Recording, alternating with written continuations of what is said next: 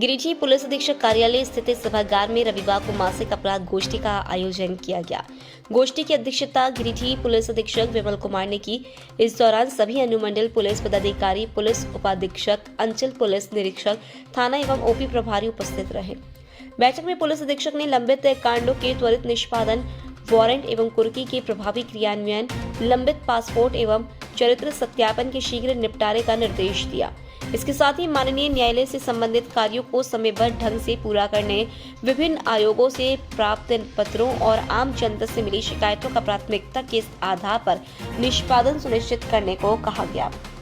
इसके अलावा आगामी महाशिवरात्रि पर्व को लेकर विधि व्यवस्था एवं सुरक्षा व्यवस्था सुदृढ़ रखने के लिए विशेष तैयारी करने का भी निर्देश दिया गया। बैठक के अंत में विगत महाकांडों के अनुसंधान में उत्कृष्ट प्रदर्शन करने वाले पुलिस पदाधिकारियों को पुलिस अधीक्षक द्वारा प्रशस्ति पत्र देकर सम्मानित किया गया।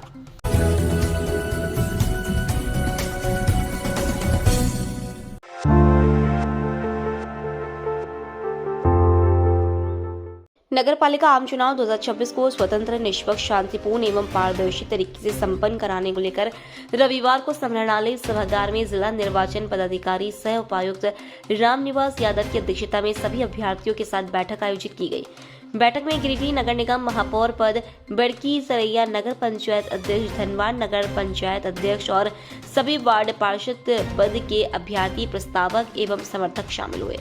उपायुक्त ने सभी अभ्यर्थियों को राज्य निर्वाचन आयोग द्वारा निर्धारित आदर्श आचार संहिता की विस्तृत जानकारी देते हुए स्पष्ट किया कि उल्लंघन करने वालों के विरुद्ध सख्त कार्रवाई की जाएगी। उन्होंने चुनाव प्रचार के दौरान मर्यादा बनाए रखने, भ्रामक प्रचार, व्यक्तिगत आरोप प्रत्यारोप एवं सांप्रदायिक भावना भड़काने वाले वक्तव्यों से बचने का निर्देश दिया।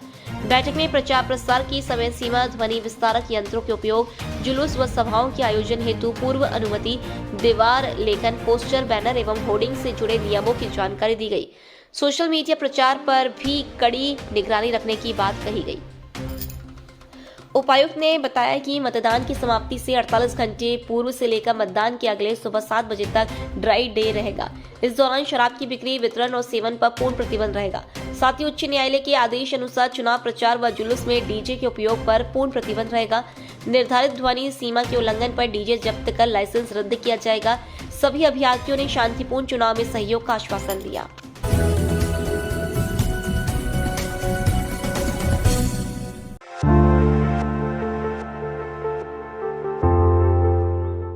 मजदूर समन्वय समिति के तत्वाधान में LIC कार्यालय परिसर में 4 श्रम संहिता के विरोध में 1 दिवसीय कन्वेंशन का आयोजन किया गया। कार्यक्रम के मुख्य अतिथि राज्य के मंत्री सुदीव्य कुमार सोनू रहे। विशिष्ट अतिथि के रूप में C2 के झारखंड राज्य महासचिव कामरेड विश्वजीत देव, बीमा कर्मचारी संघ हजारीबाग मंडल के महासचिव JC Mittal, state wise chairman Ashok Kumar Singh सहित कई प्रमुख श्रमिक नेता मौजूद रहे। कार्यक्रम की अध्यक्षता मृदुल कांति दास ने की, जबकि संचालन समन्वय समिति के संयोजक धर्म प्रकाश ने किया। वक्ताओं ने केंद्र सरकार द्वारा पारित 4 लेबर कोड को श्रमिक विरोधी बताते हुए कहा कि इनके लागू होने से कर्मचारियों के मौलिक अधिकार, विशेषकर हड़ताल का अधिकार प्रभावित होगा। मुख्य अतिथि मंत्री सुदीव्य कुमार सोनू ने कहा कि मौजूदा नीतियां कॉर्पोरेट के पक्ष में है, जिससे मजदूर कर्मचारियों के साथ वर्ग संकट में है। उन्होंने 12 फरवरी को प्रस्तावित राष्ट्रव्यापी 1 दिवसीय हड़ताल को राज्य सरकार का नैतिक समर्थन देने की बात कही। C2 महासचिव विश्वजीत देव ने लेबर कोड को कॉर्पोरेट समर्थक बताते हुए इसे रद्द करने, बीमा क्षेत्र में 100% FDI वापस लेने और मनरेगा बहाल करने की मांग दोहराई। कार्यक्रम में विभिन्न कर्मचारी व मजदूर संगठनों के 200 से अधिक प्रतिनिधियों ने भाग लिया और हड़ताल को सफल बनाने का संकल्प लिया। आज डिस्ट्रिक्ट कोऑर्डिनेशन कमेटी के तत्वाधान में गिरिडीह में 4 लेबर कोड के विरोध में जो है एक सम्मेलन का आयोजन किया गया और आने वाली 12 तारीख के स्ट्राइक की सफलता की कामना की गई। इस स्ट्राइक में एक बहुत ही अहम मुद्दा है, वो है बीमा क्षेत्र में FDI हाइक 74% से बढ़ा के 100% कर दिया गया है, उसको वापस लेना।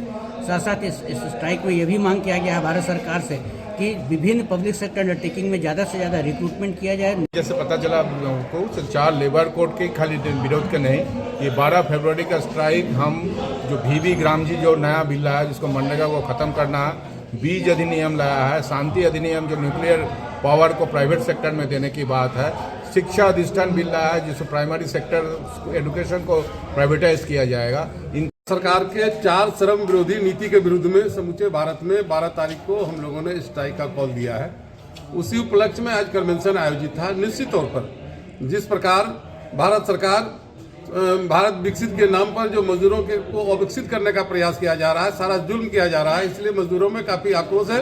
उसी परिप्रेक्ष्य में हम लोगों ने यह महसूस किया है कि यह एक दिन का ही संघर्ष नहीं, अगर भारत सरकार ने यह 4 श्रमिक विरोधी बिल वापस नहीं लिया तो आने वाले दिनों में अनिश्चितकालीन जैसे भी कार्रवाई हम लोग करेंगे।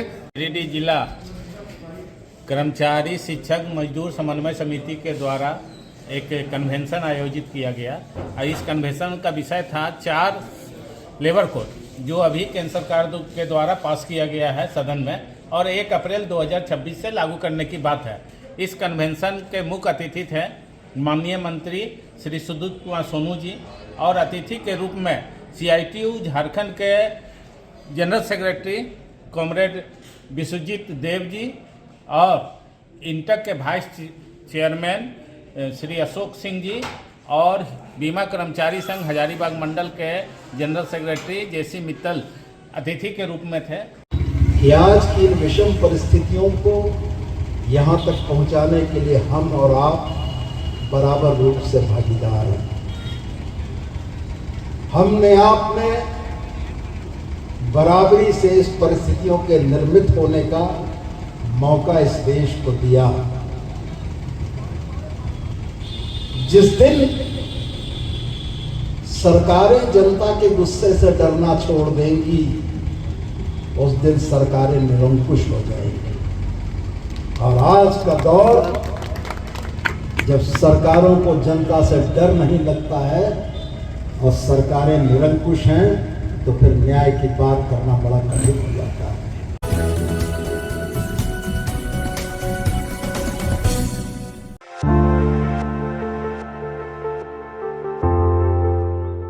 तीसरी थाना क्षेत्र अंतर्गत भोक्ता जी में रविवार को 2 वाहनों की आमने सामने जोरदार टक्कर हो गई। इस सड़क दुर्घटना में एक वाहन चालक उपेंद्र यादव पिता शंकर यादव गंभीर रूप से घायल हो गया। घटना की सूचना मिलते ही तीसरी थाना के SI लव कुमार मौके पर पहुंचे और तत्परता दिखाते हुए घायल को ऑटो के माध्यम से तीसरी अस्पताल पहुंचाया। तीसरी अस्पताल में डॉक्टर जनेन्द्र और CHO पुखराज ने प्राथमिक उपचार किया, जिसके बाद घायल की हालत को देखते हुए उसे बेहतर इलाज के लिए सदर अस्पताल गिरिडीह रेफर कर दिया गया। बताया गया कि टेम्पो खटपोक से तीसरी बाजार की ओर आ रहा था, जबकि टोटो तीसरी बाजार से खटपोक की तरफ जा रहा था। इसी दौरान भोक्ताडीह तालाब के पास दोनों वाहनों में जबरदस्त टक्कर हो गई। घटना को लेकर दोनों पक्षों में आरोप प्रत्यारोप का दौर जारी है। टोटो सवार का कहना है कि टेम्पो चालक ने टक्कर मारी, वहीं टेम्पो चालक का आरोप है कि सामने से टोटो ने धक्का दिया। पुलिस मामले की जाँच में जुट गई है।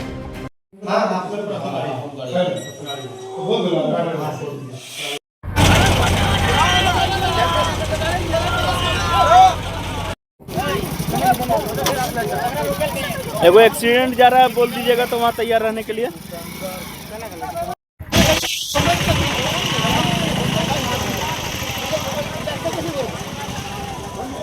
गाड़ी कैसे मार लो? यही गाड़ियां मार टेम्पू वाला तो कैसे मार कैसे होला?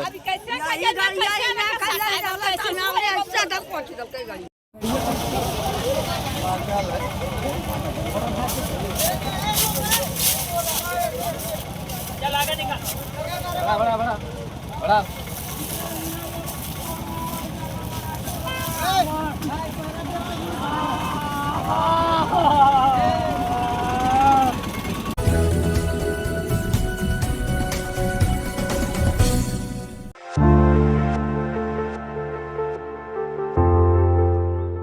तीसरी थाना क्षेत्र के पालमू गांव में शनिवार की रात अज्ञात लोगों द्वारा एक घर के अंदर रखे पुआल और लकड़ी में आग लगा देने की घटना सामने आई है।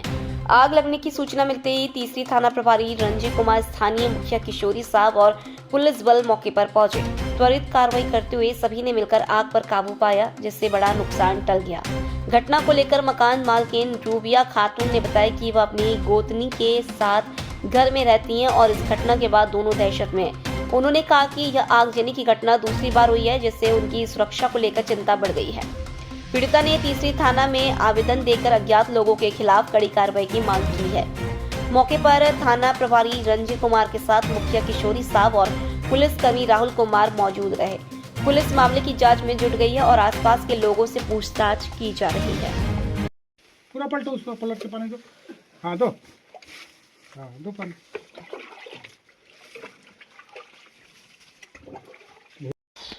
देख रहे ग्रिल पर ग्रिल डला रहे वहाँ CAW गिरवा पंचायत।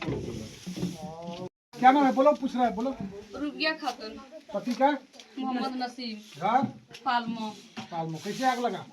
पता नहीं, ऊपर से आग लग गया। ऊपर से लगे? हाँ, ऊपर से उधर से को लगाया सर, बाहर से को लगाया। हम देख रहे थे और ऊपर से मतलब एक भाई आग, तो इसे करता है लकड़ी से देख। वो ऐसे कहीं तू चलाएगा उसको। एक भाई आग एकदम लोग फूट गया धीरे पूरा। धीरे दे तब हम बाहर निकल कर चिल्लाने लगे। बुझ गया।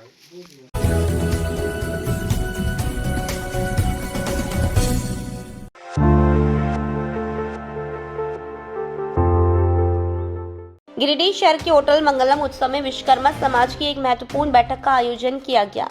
इस बैठक में मुख्य अतिथि के रूप में नगर विकास मंत्री सुदीवी कुमार सोनू शामिल हुए। कार्यक्रम की शुरुआत भगवान विश्वकर्मा की प्रतिमा पर माल्यार्पण के साथ की गई, जिसके बाद समाज के संगठनात्मक मजबूती और उत्थान को लेकर विस्तृत चर्चा हुई।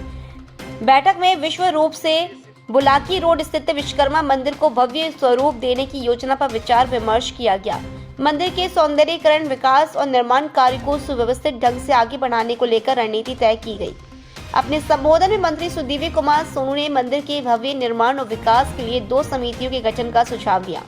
उन्होंने कहा कि एक संरक्षण समिति बनाई जाए जिसमें समाज के वरिष्ठ और अभिभावक स्वरूप लोगों को शामिल किया जाए ताकि वे मार्गदर्शन और निगरानी कर सके। वहीं दूसरी ओर एक कार्यकारिणी समिति गठित की जाए जिसमें युवाओं की भागीदारी हो, जो सक्रिय रूप से सभी कार्यों को आगे बढ़ाए। मंत्री ने समाज को आश्वस्त किया कि मंदिर के विकास, भव्य निर्माण और समाज के समग्र उत्थान के लिए जहां भी और जिस रूप में आवश्यकता होगी वे समाज के साथ खड़े रहेंगे। उन्होंने वर्तमान पीढ़ी को सही दिशा देने और आने वाली पीढ़ी को बेहतर भविष्य देने पर जोर दिया। बैठक में समाज के बड़े संख्या में लोग उपस्थित रहे। मदन विश्वकर्मा जी, हमारे वकील साहब नहीं लिख रहे हैं, किशोर बाहर गए। दूसरा नाम वकील साहब का है, किशोर शर्मा जी का। तीसरा नाम गोपाल शर्मा जी, रानाघाट। चौथा नाम भीम भैया का, भीम विश्वकर्मा, धनियाडी। पूर्वजों के द्वारा बनाया गया। जिस अवस्था में इतने वर्षों तक वह पड़ा रहा, यह आप लोगों का आशीर्वाद था, आप लोगों की दुआएं थी कि मैं पिछले कार्यकाल में विधायक बना, तो विधायक निधि से 11 लाख रुपया देकर हम उसका काम शुरू करवाया। आज भी वो अर्धनिर्मित अवस्था में है, पूरा वो बन नहीं पाया, पूरा बनाना है।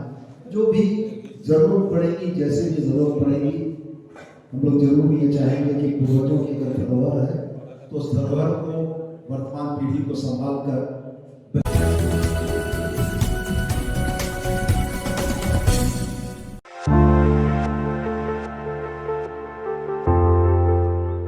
नगर निगम आम चुनाव को लेकर गिरिडीह के टावर चौक पर प्रत्याशियों द्वारा लगाए गए प्रचार होर्डिंग्स को निगम टीम ने रविवार को हटा दिया। गौरतलब है कि 27 फरवरी को नगर निगम आम चुनाव होना सुनिश्चित है। चुनाव चिन्ह मिलने के बाद विभिन्न प्रत्याशियों ने प्रचार के लिए शहर के प्रमुख चौक चौराहों पर बड़े बड़े होर्डिंग्स और बैनर लगवाए थे। इसी क्रम में आचार संहिता का हवाला देते हुए निगम प्रशासनिक कार्रवाई करते हुए टावर चौक समेत अन्य स्थानों से होर्डिंग्स हटवा दिए। निगम की इस कार्रवाई के बाद राजनीतिक माहौल गर्मा गया है। मेयर प्रत्याशी कामेश्वर पासवान ने निगम की कार्रवाई पर कड़ी प्रतिक्रिया व्यक्त की है। उन्होंने आरोप लगाया कि उन्होंने 7 फरवरी को विधिवत विभाग में आवेदन देकर रिसीविंग कॉपी प्राप्त की थी और नियमानुसार चालान भी कटवाया गया था। इसके बावजूद सिर्फ उनके नाम के बैनर और होर्डिंग्स को हटाया गया, जबकि अन्य प्रत्याशियों की प्रचार सामग्री को नजरअंदाज किया गया।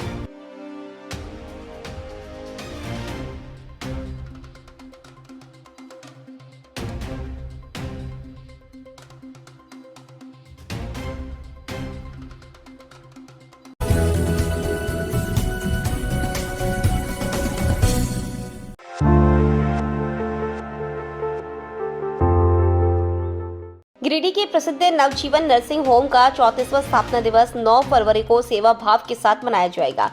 इस अवसर पर नर्सिंग होम प्रबंधन की ओर से 9 फरवरी से 11 फरवरी तक 3 दिवसीय विशेष स्वास्थ्य शिविर का आयोजन किया जा रहा है। नर्सिंग होम के संचालक डॉक्टर स्वाति बागेड़िया ने बताया कि शिविर के दौरान आम जनता को बेहतर और सुलभ स्वास्थ्य सुविधाएं उपलब्ध कराना उद्देश्य है। उन्होंने जानकारी दी कि इस विशेष शिविर में जनरल फिजिशियन, स्त्री रोग विशेषज्ञ, हड्डी रोग विशेषज्ञ, सर्जन सहित अन्य विभागों के अनुभवी चिकित्सक अपनी सेवाएं देंगे। मरीज मात्र 33 रुपए में चिकित्सीय परामर्श और इलाज करा सकेंगे।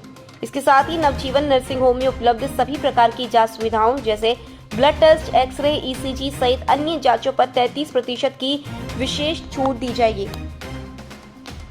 डॉक्टर स्वाति बागेड़िया ने कहा कि स्वर्गीय डॉक्टर दीपक बागेड़िया ने मानव सेवा के उद्देश्य से नवजीवन नर्सिंग होम की स्थापना की थी और उसी सेवा भावना को आगे बढ़ाते हुए आज भी प्रयास है कि अस्पताल की स्वास्थ्य सेवाओं का लाभ अधिक से अधिक लोगों तक पहुंचे। स्थापना दिवस के मौके पर यह शिविर उसी सोच का हिस्सा है।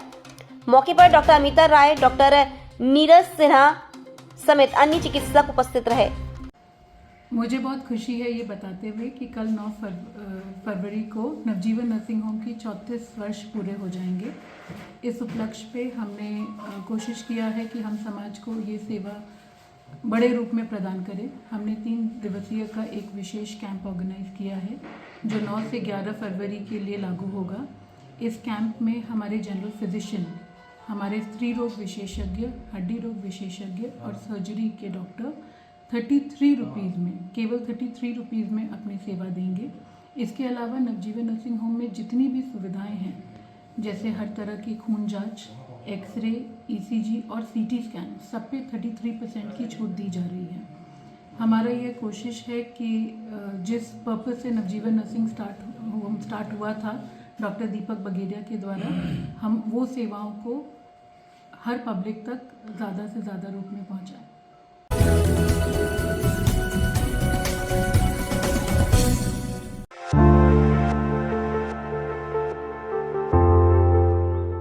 सदर प्रखंड के गादी श्रीरामपुर पंचायत अंतर्गत ट्विंडी रोड चतरों में आयोजित श्री 108 श्री शतचंडी मां यज्ञ एवं पिंडिका प्राण प्रतिष्ठा का समापन आज भव्य भंडारे के साथ श्रद्धा और उल्लासपूर्ण माहौल में हुआ। समापन अवसर पर प्रसाद ग्रहण करने के लिए हजारों की संख्या में श्रद्धालुओं की भीड़ उमड़ पड़ी। भक्तों ने पूरे श्रद्धा भाव के साथ प्रसाद ग्रहण किया और धार्मिक अनुष्ठान में भाग लिया। कई दिनों से चल रहे इस धार्मिक आयोजन के दौरान क्षेत्र का माहौल पूरी तरह भक्ति में बना रहा। यज्ञ, हवन, पूजा पाठ और धार्मिक अनुष्ठानों के माध्यम से वातावरण आध्यात्मिक ऊर्जा से सराबोर रहा। समापन दिवस पर भंडारे का आयोजन विशेष आकर्षण का केंद्र था, जिसमें दूर दराज के क्षेत्रों से भी श्रद्धालु पहुंचे। आयोजकों ने बताया कि कार्यक्रम का उद्देश्य धर्म, संस्कार और सामाजिक एकता को मजबूत करना है। आयोजन को सफल बनाने में विकास राय, रामरतन राय, सुनील राय, दीपक राय, नागेश्वर राय, विजय राय, विशाल राय, भोला राय, रंजीत राय, मूना राय और गौतम राय सहित अन्य ग्रामीणों का सराहनीय योगदान रहा।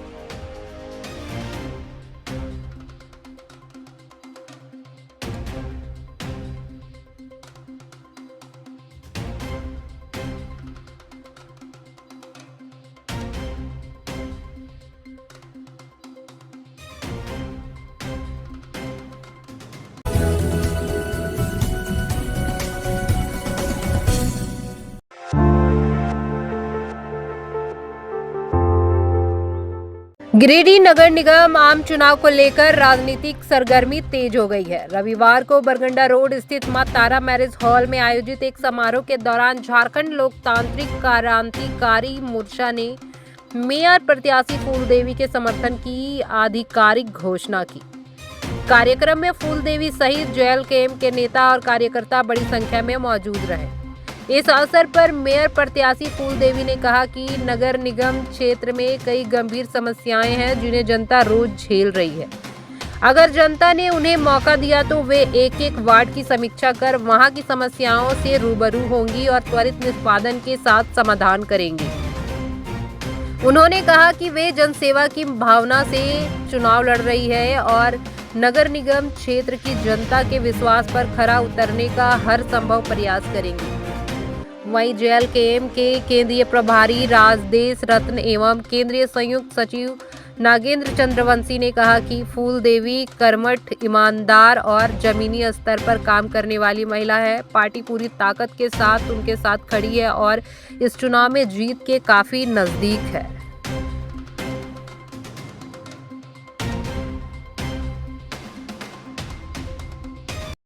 अप्रत्यक्ष रूप से जो है वो कई महापौर को लोग जो है वो अपना पार्टी के आधार पर नहीं, लेकिन परोक्ष रूप से उन लोगों का समर्थन के साथ जो है वो प्रत्याशी का महापौर का उतार रही। उस स्थिति में हमारी पार्टी गिरिडीह में एक मजबूत पार्टी के रूप में है, चूँकि हमारे केंद्रीय अध्यक्ष जो है वो लोकसभा का चुनाव भी लड़े हैं और हम लोगों ने दमदार उपस्थिति भी यहाँ पर दर्ज की है। और चूँकि हमारी पार्टी की एक सक्रिय सदस्य थी फूल देवी जी और इनकी ये इच्छा थी, क्योंकि ये जनसेवा में रही हैं कि ये महापौर का चुनाव लड़ती, तो आज का जो प्रेस कॉन्फ्रेंस का मुख्य मुद्दा था ये था कि हम लोग पार्टी JLKM पार्टी के तरफ से समर्थित उम्मीदवार के रूप में जो है वो श्रीमती फूल देवी को जो है अपना प्रत्याशी के तौर पर हम लोग यहाँ पर घोषित कर रहे हैं।